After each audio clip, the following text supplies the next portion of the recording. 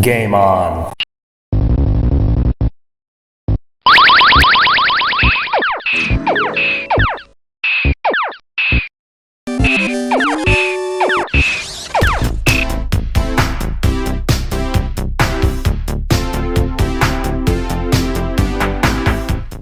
Hi everybody, thank you for joining me in this quick little update video on Glen's retro show about the ATGames Legendary Ultimate Arcade Machine.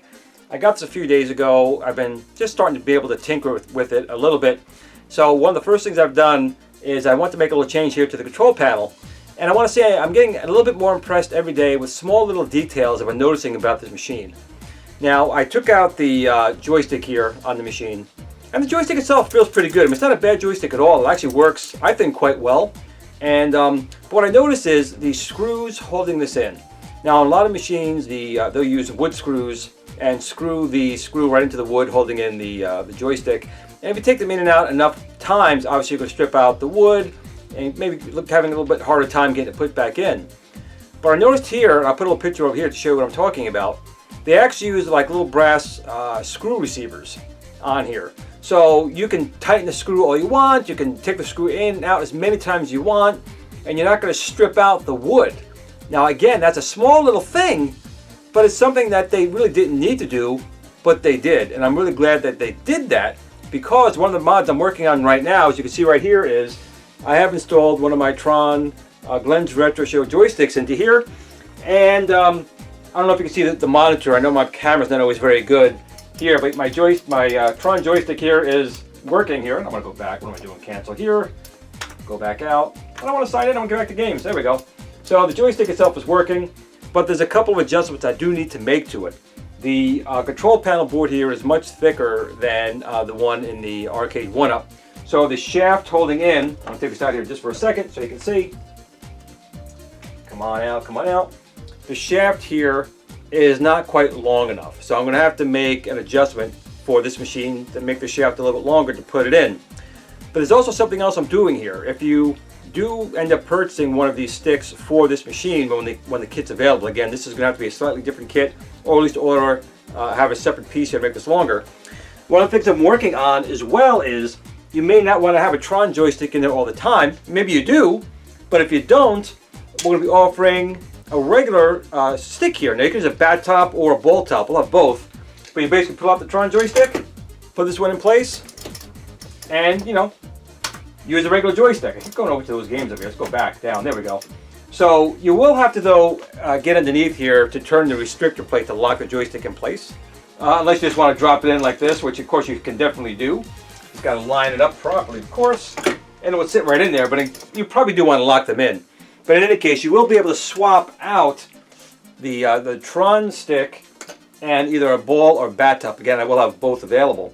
But the shaft here just going to have to make it a little bit longer. So something we're definitely working on, being able to play Tron, with the trigger, have this light up, have a regular joystick in here, as well as swap out this. Originally what I was going to do was actually make a completely different board, but I didn't realize at the time that the electronics were actually going to be inside the actual controller. I found that out actually when I had the demo unit, but I was going to then make maybe an attachment that clipped on here. But I thought to myself, if I can simply swap out their joystick, but again, it's almost a shame because these joysticks are actually really good. They feel really good and they seem to work pretty well. So it's a shame having to take them out. However, if we do take them out and replace with my Tron stick here, we're going to give you an option where you can pull this one out, put this one in, take this one out, pull this one in, and so forth. So this will be another option for you guys if you want to go down that path. So that's really it for this video. I just wanted to let you guys know that I am working on enhancements for this, and ATGames has been very responsive and assisting me and other people with working on this machine, which again is great.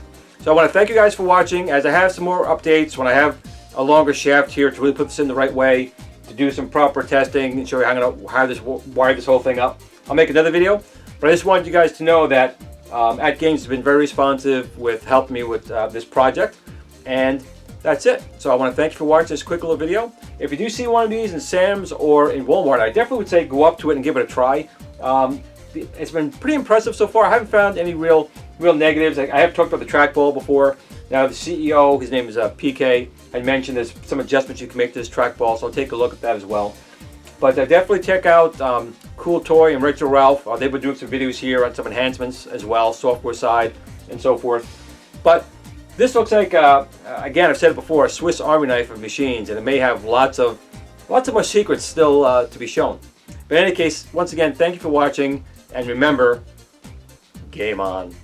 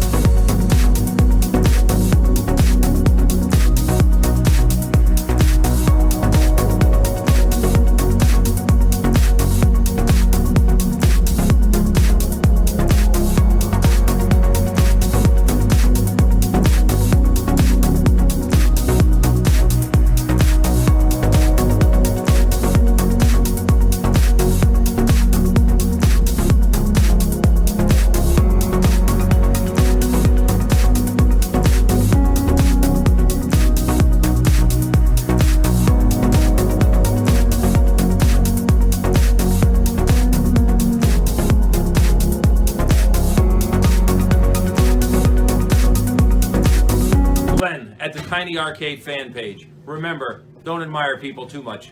They'll disappoint you.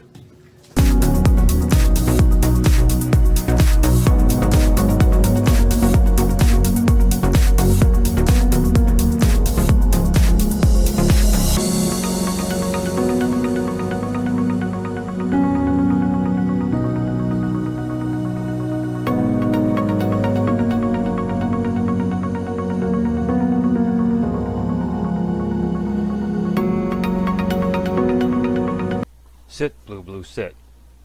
Good dog.